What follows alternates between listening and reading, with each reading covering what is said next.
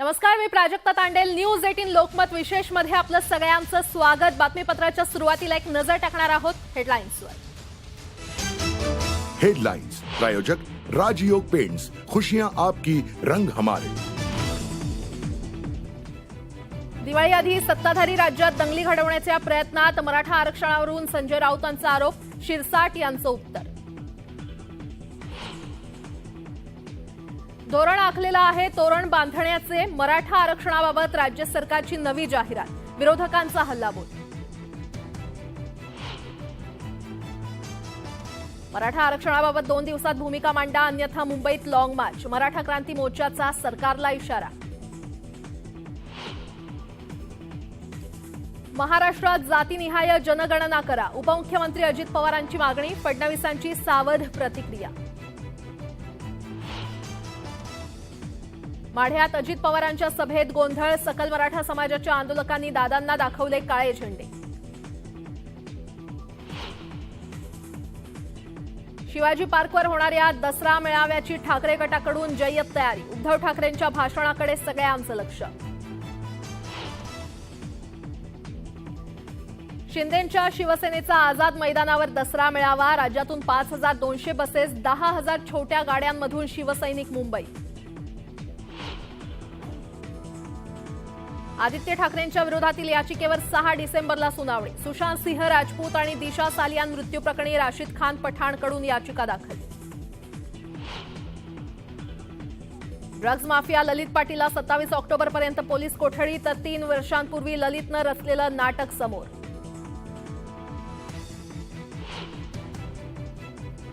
आणि पालघरच्या मोखाड्यात ड्रग्ज कारखान्याचा पर्दाफाश. कोट्यावधींचं साहित्य जप्त.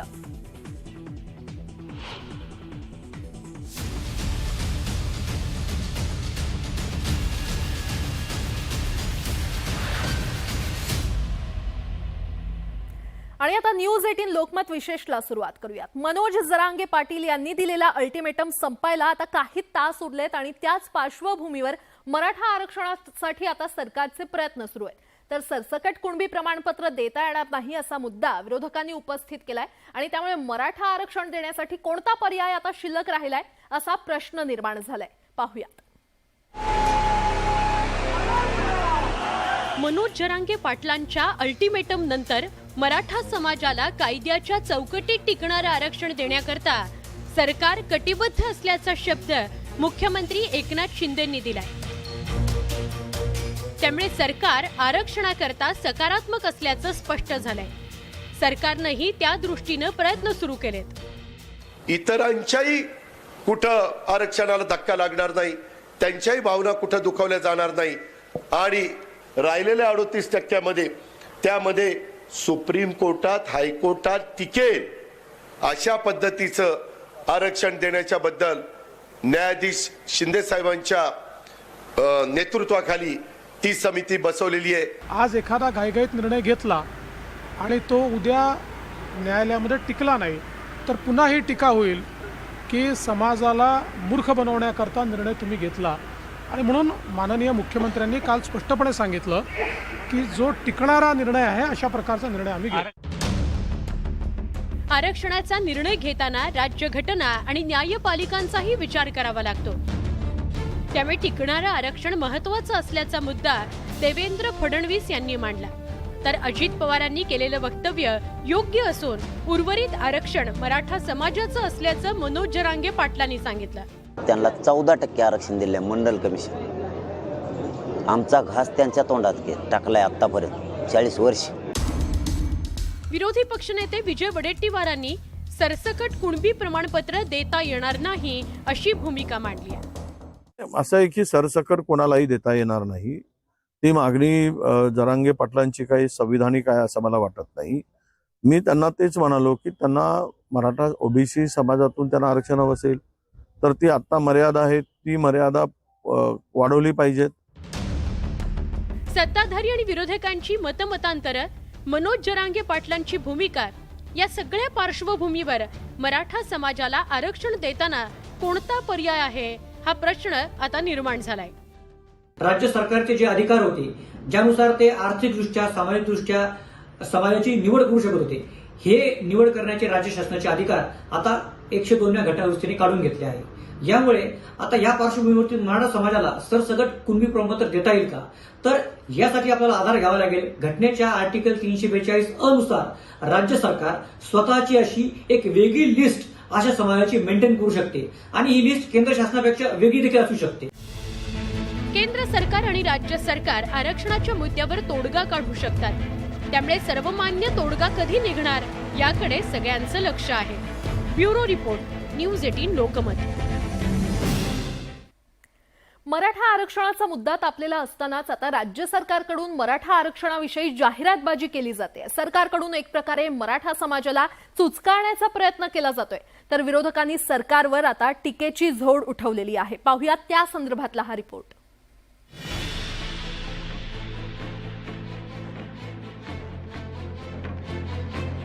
मराठा आरक्षण आंदोलनाच्या पार्श्वभूमीवर राज्य सरकारनं आणखी एक जाहिरात प्रसिद्ध केली आहे. या जाहिरातीतून मराठा समाजाला आरक्षण देण्याचं वचन देण्यात आलंय. विशेष म्हणजे संविधानाच्या चौकटीत तसंच न्यायालयीन प्रक्रियेत टिकणारं आरक्षण देण्याकरता सरकार बांधील असल्याचं जाहिरातीत म्हटलं गेलंय. मनोज जरांगेंनी मराठा आरक्षणाकरता दिलेली मुदत संपत असताना सरकारनं एका पाठोपाठ एक जाहिरातींचा धडाका लावलाय. त्यावरून पुन्हा एकदा राजकारण सुरू झालंय. सत्ताधारी भाजपला आबा पाटील यांनी घरचा आहेर दिलाय. तुम्ही दुसरीकडे ईडब्ल्यूची जाहिरात देत आहे, हे कदापि मराठा समाज सहन करणार नाही. सरकारनं तत्काळ ही जाहिरात मागे घ्यावी आणि मराठा आरक्षणावरती सरकारनं आपली भूमिका मांडावी. अन्यथा आज शांततेत आंदोलन चालू आहे. संपूर्ण राज्यभरामध्ये सर्व मराठा समाज रस्त्यावर उतरून तुम्हाला निषेध केल्याशिवाय राहणार नाही. आरक्षणाचा मुद्दा पेटल्यामुळे विरोधकही आक्रमक झालेत. राष्ट्रवादी काँग्रेसच्या खासदार सुप्रिया सुळेंनी आरक्षणाकरता विशेष अधिवेशन बोलवण्याची मागणी केली आहे. माझं म्हणणं आहे की जर समाजामध्ये अशी अस्वस्थता असेल तर महाराष्ट्राच्या ट्रिपल इंजिन खोके सरकारने याची नोंद घेतली पाहिजे. त्यांचेच मंत्र्यांना जर अडवणूक होत असेल तर ह्याच्यात अस्वस्थता प्रचंड आहे. तर महाराष्ट्राच्या मुख्यमंत्र्यांनी तातडीने एक ऑल पार्टी मीटिंग बोलवली पाहिजे आणि याच्यातून चर्चा केली पाहिजे. चर्चा तर केली पाहिजे, हे लोक तर चर्चेला पण बसायला तयार नाही. मराठा आरक्षणाच्या जाहिरातीवरून संजय राऊतांनी मुख्यमंत्री एकनाथ शिंदे आणि उपमुख्यमंत्री अजित पवारांवर निशाणा साधला. सरकारला आरक्षण द्यायचं की नाही हे स्वतः मराठा समजणाऱ्या मुख्यमंत्री शिंदे, अजितदादा पवार यांनी समोर येऊन सांगायला.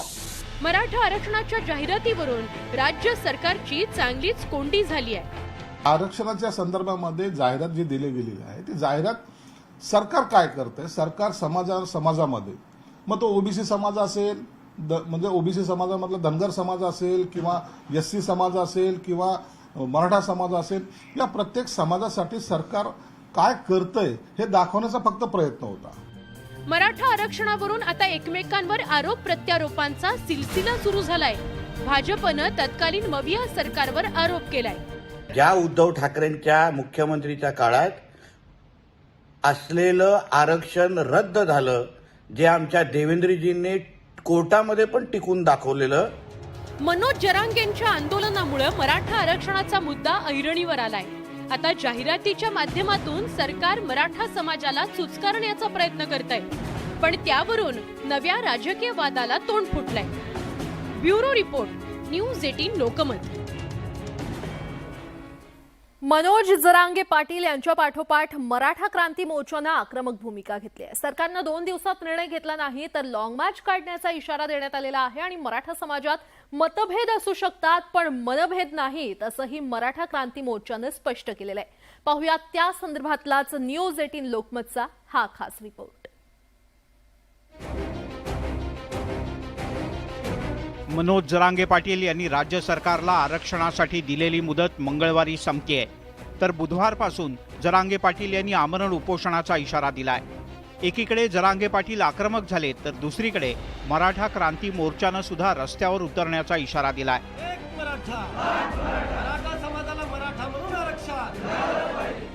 मराठा समाजाला 50% आत ओबीसी म्हणून आरक्षण देण्याची मागणी मराठा क्रांती मोर्चानं केली आहे. हिंदू मराठा म्हणूनच आरक्षण हवं असल्याचं मराठा क्रांती मोर्चानं पुन्हा ठणकावून सांगितलंय. सरकारच्या GR मध्ये सुद्धा मराठा कुणबी असा उल्लेख आहे, त्याकडे सुद्धा लक्ष वेधण्यात आलं. कुणबी आणि मराठा कुणबी याच्यामध्ये गल्लत न करता मराठा समाजाला सरसकट ओबीसी मध्ये आरक्षण दिलं पाहिजे. मराठा म्हणून ही आमची प्रामुख्यानं प्रखरतेनं मागणी या ठिकाणी आहे. तातडीने त्या ठिकाणी जलद गतीने आपली या ठिकाणी सभागृहात बैठक बोलवावी आणि मराठा आरक्षणाचा तिढा लवकरात लवकर त्या ठिकाणी सोडवावा. मराठा समाजाला 50% आत ओबीसी मधून आरक्षण हे संविधानिकरित्या मिळालं पाहिजे. येत्या 26 तारखेपर्यंत आम्ही वाट बघतोय. त्यानंतर सरकारला सांगू इच्छितो, महाराष्ट्रामधून जे लॉंग मार्च निघेल मुंबईच्या दिशेने ते सरकारला झेपणार नाही. मराठा समाजाच्या आरक्षणासाठी सर्व डाटा पुन्हा गोळा करा, मराठा समाजाचं मागासलेपण सिद्ध करा अशी आग्रही मागणी मराठा क्रांती मोर्चानं केली आहे. तर मराठा समाजाला सरसकट कुणबी प्रमाणपत्र देण्याची भूमिका मनोज जरांगे पाटील यांनी सुरुवातीपासूनच घेतली आहे. सरकारनं 1 महिना मागितला होता, आम्ही 10 दिवस वाढवून दिले, याकडे सुद्धा जरांगे पाटील यांनी लक्ष वेधलं. आता मुदतीचे दिवस संपत आल्यानं मराठा समाजाला सरसकट आरक्षण देण्याचा निर्णय 2 दिवसातच घ्यावा असं आवाहन त्यांनी केलं आहे. बरोबर जनगणना झालीच पाहिजे, त्याच्याशिवाय दूध का दूध पाणी होणार नाही. परंतु आधी आमचं आरक्षण द्या, तुम्हाला काय करायचं करा, 5-50 वर्ष चालून द्या तुमचं. राज्यात पुन्हा आंदोलनाचा वणवा पेटण्याची शक्यता निर्माण झालेली असतानाच मुख्यमंत्री एकनाथ शिंदे यांनी पुन्हा एकदा आरक्षणावर भूमिका स्पष्ट केली आहे. मराठा समाजाला कायद्याच्या चौकटीत टिकणारं आरक्षण देण्यासाठी सरकार कटिबद्ध आहे, याकडे मुख्यमंत्री शिंदे यांनी लक्ष वेधलं होतं. आता 2 दिवसात सरकारी पातळीवर काय निर्णय होतो यावर राज्यातल्या आंदोलनाची दिशा ठरणार असल्याचं स्पष्ट झालंय. Bureau report, news 18 Lokmat. Drugs mafia Lalit पाटीलच्या अटकेनंतर राजकारण खरं तर ढवळून निघालंय. विरोधकांनी सरकारवर आरोपांची राळ उडवलेली आहे, तर खासदार सुप्रिया सुळेंनी गृहमंत्री फडणवीसांना जाब विचारलेला आहे. पाहूयात.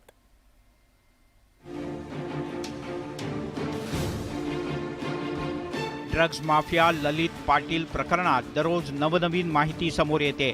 तसंच या ड्रग माफियांचं पोलिसांशी असलेलं साटलोट सुद्धा उघड झालंय.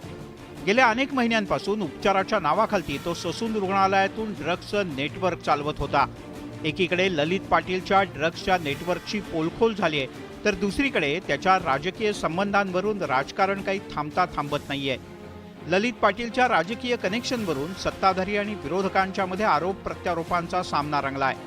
ड्रग्ज प्रकरणावरून सुप्रिया सुळे यांनी थेट गृहमंत्री फडणवीस यांनाच अनेक प्रश्न विचारले आहेत. एवढीच एक आई म्हणून, एक लोकप्रतिनिधी म्हणून आणि एक नागरिक म्हणून मी न्याय या राज्याच्या गृहमंत्र्याकडे मागते. त्याच्यामुळे माझी अपेक्षा आहे की गृहमंत्र्यांनी एक आईला, एका लोकप्रतिनिधीला, एक महिलेला आणि एक नागरिकाला उत्तर द्यावं की ड्रग्ज बद्दल ह्या राज्याच्या गृहमंत्र्याचं काय मत आहे. ललित पाटीलचे सत्ताधाऱ्यांशी संबंध असल्याचा आरोप विरोधकांच्याकडून केला जातोय. त्यामुळेच आता विरोधकांना फडणवीस यांच्यावर टीका करण्याची संधी मिळाली आहे.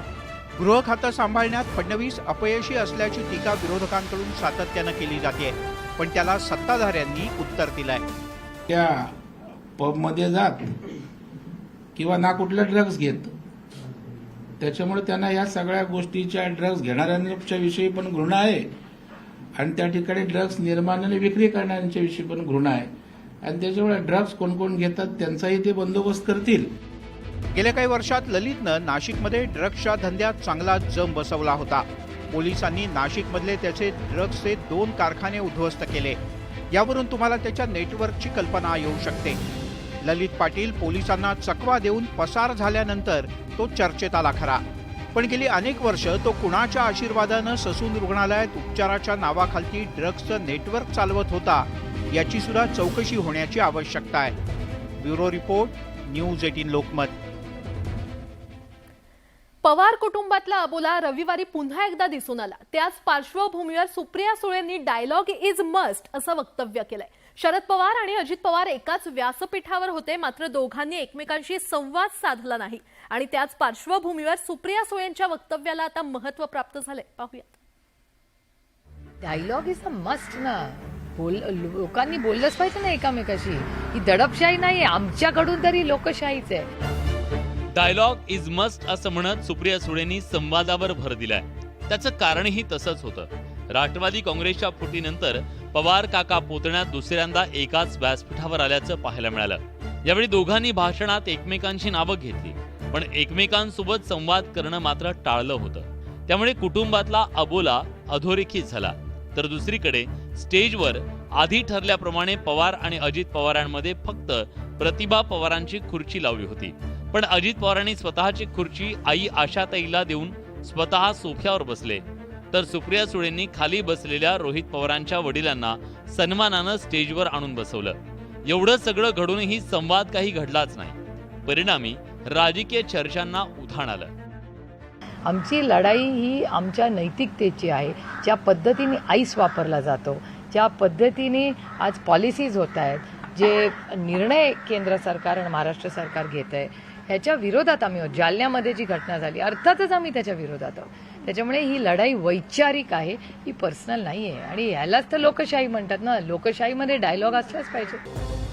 सुप्रिया सुळेंनी बाजूर सावरून घेताना वैचारिक बैठक आणि विचारांची लढाई असे शब्द वापरले, पण त्यामुळे नात्यातला अबोला काही लपून राहिला नाही. एकंदरीत राजकीय दृष्ट्या बारामतीचं पवार कुटुंब दुभंगलंय हे खरं आहे. मात्र कौटुंबिक पातळीवर पवार कुटुंबानं नातं जपलं असलं तरी नातं जपताना शरद पवार आणि अजित पवार यांच्यातला अबोला बरंच काही सांगून गेला, हेही तितकंच खरं. मराठा आरक्षणासाठी मराठा संघटना आक्रमक झाल्या असतानाच आता ओबीसींनी देखील सरकारची कोंडी करण्याची तयारी केल्याचं दिसतंय. आज काय काय घडामोडी घडल्या त्याचे विश्लेषणात्मक स्पेशल रिपोर्ट्स बघूयात. एकीकडे मराठा आरक्षणाकरता मराठा संघटना आक्रमक झाल्या असतानाच आता ओबीसींनी देखील सरकारची कोंडी करण्याची तयारी केल्याचं दिसतंय. मराठा संघटना सत्ताधारी मंत्र्यांना काळे झेंडे दाखवत आहेत, तर दुसरीकडे ओबीसी नेत्यांनीही सरकारला आरक्षण प्रश्नी भूमिका जाहीर करा असं आव्हान देत घेरल्याचं बघायला मिळत आहे. पाहणार आहोत या संदर्भातलाच स्पेशल रिपोर्ट. मराठ्यांचा इशारा, ओबीसींकडून ही कोंडी. आरक्षण प्रश्न सरकारसाठी दुहेरी घसरगुंडी. मराठा संघटनांकडून मंत्र्यांना काळे झेंडे. आरक्षणाप्रकरणी रस्त्यावर ओबीसींचेही लोंढे.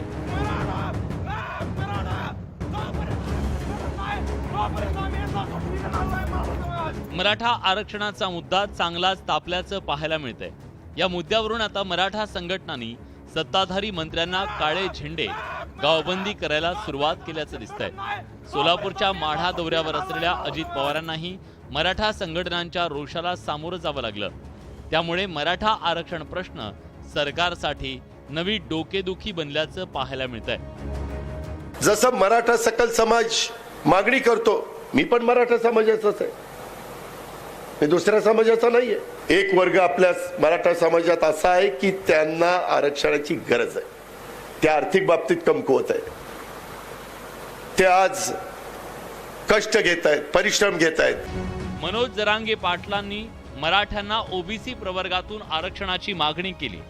त्यांच्या या मागणीला अनेकांचा विरोध आहे. याच मुद्द्यावरून मागील काळात ओबीसी संघटनांनी उपोषणाचं हत्यार उपसलेलं पाहायला मिळालं.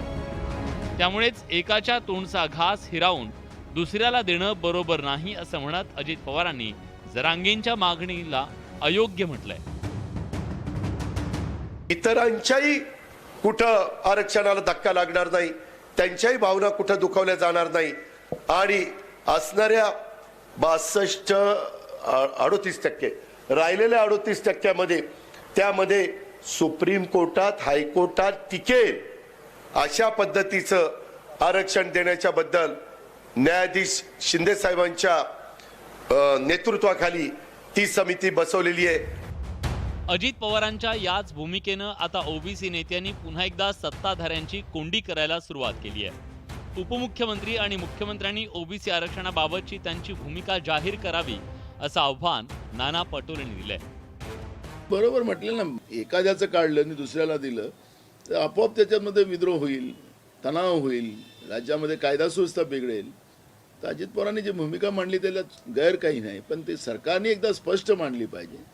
एक उपमुख्यमंत्री वेगळा बोलतो, दुसरा उपमुख्यमंत्री वेगळा बोलतो आणि शिंदे साहेब काय करतात त्याचं कळतच नाही.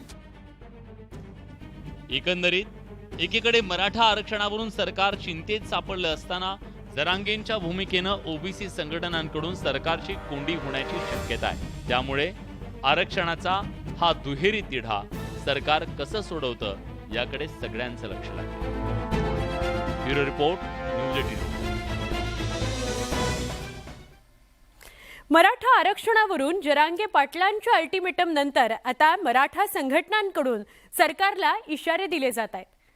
मराठा आरक्षणाचा मुद्दा तापलेला असतानाच आता महाविकास आघाडीनं सुद्धा सरकारला घेरायला सुरुवात केलेली आहे. सुप्रिया सुळेंनी थेट मराठा आरक्षणाकरता विशेष अधिवेशन बोलवा अशी मागणी केल्यानं यावरून राजकारणही तापलेलं आहे. मराठा आरक्षणाचा तिढा, राजकारणाचा वेढा. जरांगेंच्या आंदोलनात फूट पाडण्याचा प्रयत्न. खासदार संजय राऊतांचा खळबळजनक आरोप. सुप्रिया सुळेंची विशेष अधिवेशनाची मागणी. राज्यात सध्या आरक्षणाच्या मुद्द्यावरून वातावरण तापलंय. मराठा, धनगर समाज आरक्षणाच्या मागणीकरता रस्त्यावर उतरलाय. मराठा आंदोलक मनोज जरांगे यांनीही आता सरकारला अल्टिमेटम दिलाय.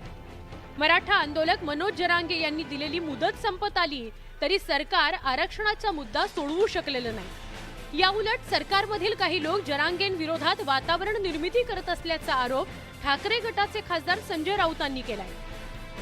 दिवाळीच्या आधी वातावरण बिघडू शकतं. मराठा समाजामध्ये या आंदोलनामध्ये ही फूट पाडण्यासाठी सधन मराठ्यांनी ही रणनीती आखली आहे का?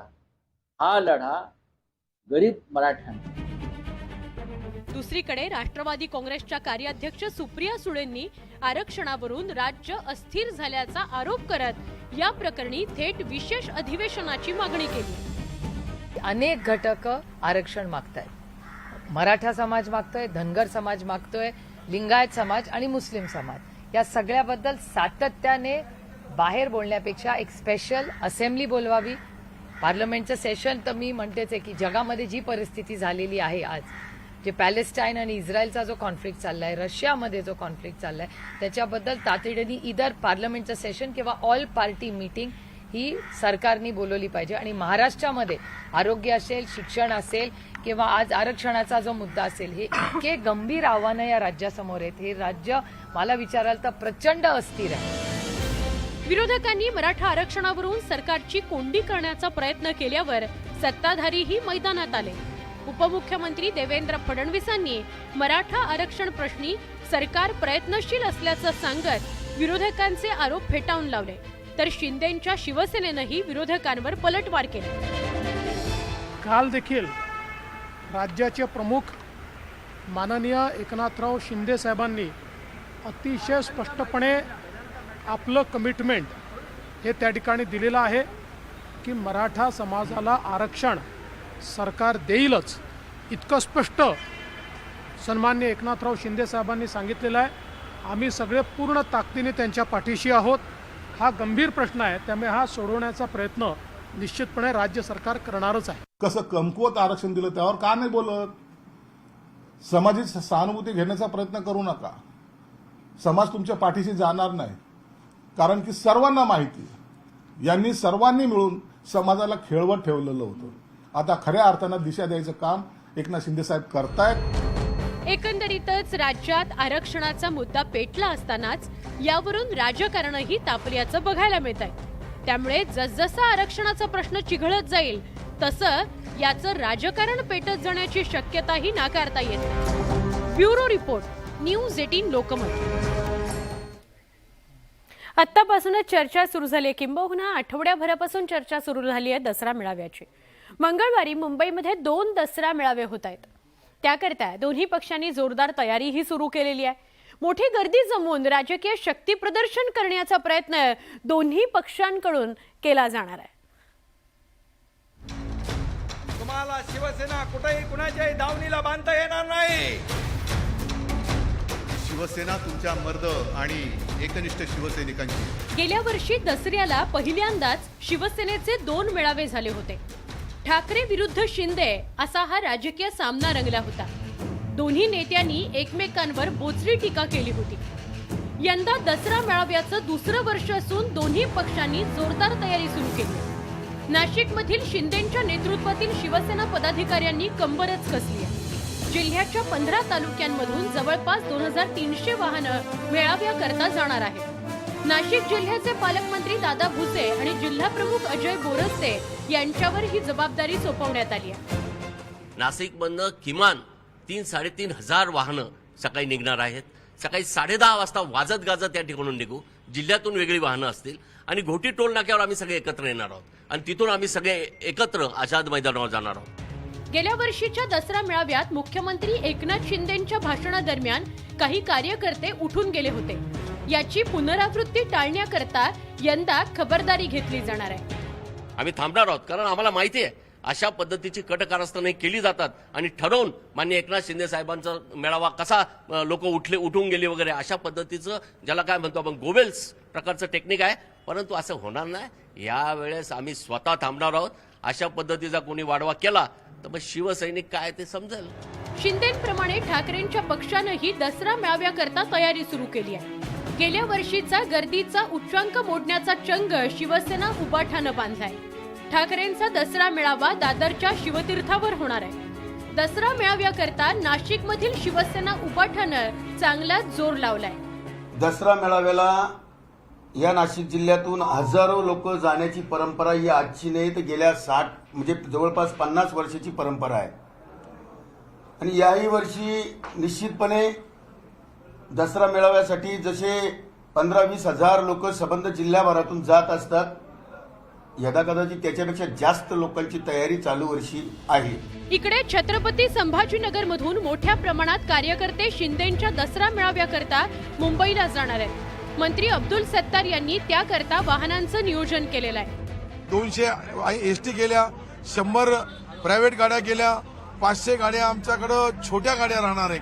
ज्या गावामध्ये कमी संख्या आहे त्या गावामध्ये काही शाळेच्या बसेस केल्या आणि अशा पद्धतीने 20,000 लोक सिल्लोड सोयगाव विधानसभा मतदारसंघातून जाणार आहे. संभाजीनगर जिल्ह्यामधून आमचा मित्रमंडळ जो आहे कन्नड आणि फुलंब्री या दोन्ही मतदारसंघामधून 5,000 लोक त्या सभेला जाणार आहे. दसरा मेळाव्याच्या निमित्तानं मुंबईत मोठ्या प्रमाणात कार्यकर्ते दाखल होणार आहेत. त्याकरता मुंबई पोलिसांनी खास नियोजन केलंय. बंदोबस्त हा फक्त शिवाजी पार्क मैदानाच्या भोवतीच नसणार आहे, तर अगदी दादर टीटी सर्कल पासून ते माहीम रेती बंदर आणि वरती सिद्धिविनायक मंदिर या पूर्ण एरियामध्ये पोलिसांचा बंदोबस्त असेल आणि तिथूनच पोलीस सुद्धा मार्गदर्शन करतील. पिकअप ड्रॉप पॉइंट्स त्या ठिकाणी असतील. काही लोक चालत येतील, काही लोकांसाठी ऑर्गनायझर्सकडून शटल सर्व्हिस पण करण्यात आलेली आहे. मंगळवारी मुंबईत 2 दसरा मेळावा होत आहे. ठाकरेंचा दसरा मेळावा शिवतीर्थावर तर शिंदेंचा दसरा मेळावा आझाद मैदानावर होऊ घातलाय. या मेळाव्यांच्या निमित्तानं दोन्ही बाजूनं मोठं शक्ती प्रदर्शन केलं जाणार आहे. मुंबईहून उदय जाधव, नाशिकहून लक्ष्मण घाटोळसह ब्युरो रिपोर्ट, न्यूज 18 लोकमत. या दोन्ही नेत्यांपैकी दसरा मेळाव्याच्या निमित्तानं कोण कोणावर किती जास्त टीका करतं हे उद्या अख्खा महाराष्ट्र बघेलच. पण या दसरा मेळाव्याला काही तासच उरलेले असताना शिवसेना उबाठानं एक गाणं जारी केलंय. या गाण्यातून ठाकरेंनी शिंदेंच्या शिवसेनेवर निशाणा साधलेला आहे. बघूयात त्याविषयीचाच वृत्तांत. दसरा मेळावा अवघ्या काही तासांवर येऊन ठेपलाय. त्यासाठी ठाकरे आणि शिंदेंच्या नेतृत्वातील शिवसेनेकडून वातावरण निर्मितीचा प्रयत्न केला जातोय. तुम्हाला शिवसेना कुठेही कुणाच्याही दावणीला बांधता येणार नाही. शिवसेना तुमच्या मर्द आणि एकनिष्ठ शिवसैनिकांची मर्द कतारी करत नाही. शिवसेना उद्धव बाळासाहेब ठाकरे पक्षानं दसरा मेळाव्याच्या टीजर पाठोपाठ आता एक गाणं जारी केलंय. आपला ठाकरे, चिन्ह आपलं ठाकरे, आनमान शान ठाकरे, पक्ष आपला ठाकरे. शिवसेनेशी ठाकरे आडनावाचा असलेला संबंध या गाण्यातून अधोरेखित करण्याचा प्रयत्न केलाय. आला गेला तरी श्रद्धा आपली ढळत नाही. सच्चेपणा आपला हा कुठे विकत मिळत नाही. गद्दारी करून आपण शेपूट घालून पळत नाही. तसंच ठाकरे हेच शिवसेनेचं दैवत असल्याचं बिंबवण्याचा प्रयत्न देखील या गाण्यातून करण्यात आला. आपला ठाकरे, चिन्ह आपलं ठाकरे, मान मान शान ठाकरे. दसरा मेळाव्यासाठी ठाकरे आणि शिंदेंच्या नेतृत्वातील शिवसेनेनं कंबर कसली आहे. नुकतेच दोन्ही पक्षानं दसरा मेळाव्यासाठी खास टीजर जारी केलं होतं. या टीजर वॉर नंतर ठाकरेंच्या पक्षानं गाण्याच्या माध्यमातून डिवचण्याचा प्रयत्न केला. साधी खुर्ची सुद्धा तुमची आमच्यापेक्षा मोठी नसावी हे धोरण ज्या पक्षांनी घेतलं त्यांच्याबरोबर कॉम्प्रोमाइज करणारे हे निष्ठावान जे स्वतःला समजतात यांनी दसरा मेळावा घ्यायचा जरी आयोजित केला असेल तरी शिवसैनिक त्याच्याकडे जास्त लक्ष देणार नाही अशी माझी अपेक्षा आहे. एकनाथ शिंदेंच्या बंडानंतर शिवसेनेत उभी फूट पडली आणि पक्षाची दोन शकलं झाली. गेल्या वर्षी दोन्ही शिवसेनेनं दसरा मेळाव्याच्या माध्यमातून जोरदार शक्ती प्रदर्शन केलं होतं. यंदाही त्याची पुनरावृत्ती होण्याची शक्यता नाकारता येत नाही. Bureau report, news 18 Lokmat.